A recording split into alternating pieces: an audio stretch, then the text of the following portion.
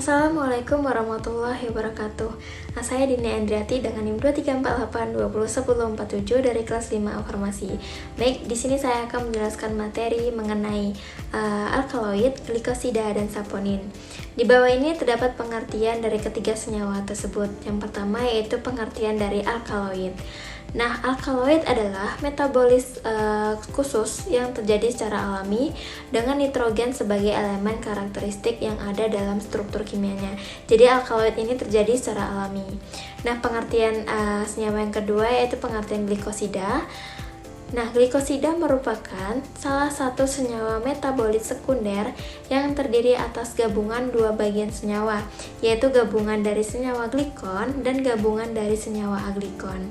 Adapun pengertian dari senyawa ketiga yaitu saponin. Nah, saponin sendiri merupakan glikosida bagian aglikon yang termasuk ke dalam golongan glikosida, triterpen, dan sterol.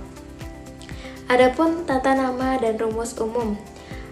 Pada alkaloid, tata namanya ditandai dengan akhiran "in", seperti morfin, quinin, dan nikotin.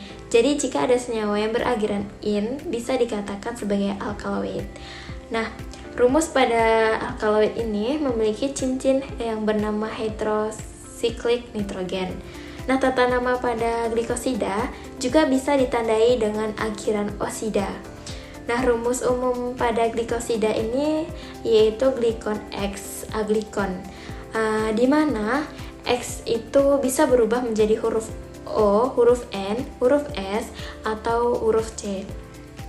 Lalu, tata nama saponin dapat didasarkan pada struktur inti atau aglikon yang menyusunnya. Nah, rumus umum pada saponin yaitu memiliki struktur glikosida triterpenoid atau steroid. Nah, di sini terdapat sifat fisika dan kimia dari ketiga senyawa ini. Yang pertama, alkaloid. Alkaloid umumnya memiliki bentuk padatan kristal atau berbentuk amorf. Nah, yang kedua, rasanya yang sangat pahit. Yang ketiga, kebanyakan alkaloid itu tidak berwarna. Nah, pada glikosida, sifatnya yang pertama berbentuk kristal atau amorf, yang kedua mudah larut dalam air, yang ketiga bersifat netral. Nah, sifat pada saponin yang pertama berbentuk kristal kuning atau berbentuk amorf, yang kedua berbau sangat menyengat, dan yang ketiga menimbulkan busa saat dikocok, biasanya dengan pelarut air. Adapun klasifikasi senyawa alkaloid, glikosida, dan saponin. Nah, senyawa yang pertama yaitu alkaloid. Alkaloid ini dapat diklasifikasikan berdasarkan cincin heterosiklik, yaitu terdapat 4, yaitu piridin, tropanquinolin, isoquinon, dan indol. Klasifikasi glikosida didasarkan pada aglikon atau non-gula. Yang pertama yaitu glikosida jantung, glikosida flavonol, dan glikosida saponin. Nah, klasifikasi pada saponin dapat didasarkan pada struktur aglikon. Yang pertama yaitu saponin triterpenoid, yang kedua yaitu saponin steroid, dan atau spirostanol furostanol. Nah, ada beberapa macam-macam senyawa dan kegunaannya. Pada alkaloid, macam-macam senyawa yaitu morfin untuk analgesik kuat, kokain untuk anestesi lokal. Kegunaan alkaloid yaitu dapat digunakan secara luas dalam bidang medis maupun sebagai penghilang rasa sakit atau sebagai obat bius. Lalu glikosida terdiri dari digoxin untuk kardiotonik atau obat jantung, dan flavonoid sebagai antioksidan. Nah, kegunaan glikosida yaitu dapat berperan sebagai obat jantung, pencahar, pemanis, dan industri lainnya. Pada saponin terdiri dari ginsenosida, adaptogen, lalu diosgenin, yaitu prekursor hormon. Nah, kegunaannya yaitu bermanfaat bagi kesehatan, yaitu imunomodulator atau anti kanker, dan aplikasi industri lainnya seperti surfaktan alami. Nah, biosintesis ini yaitu pada alkaloid. Alkaloid ini terbentuk terutama dari asam amino seperti tirosin, fenilalanin, atau triptofan melalui dekarboksilasi menjadi amina. Lalu diikuti kondensasi Mannich antara amina, aldehid, dan enol atau fenol untuk membentuk ikatan CN. Lalu reaksi sekunder seperti oksidasi fenol, metilasi, dan penggabungan fragmen dari jalur mevalonat atau fenilpropanoid menghasilkan keragaman struktur. Misalnya morfin dari 2 molekul tirosin. Adapun biosintesis glikosa yaitu dimulai dengan aktivasi gula seperti glukosa menjadi UPD, gula melalui reaksi dengan UTP.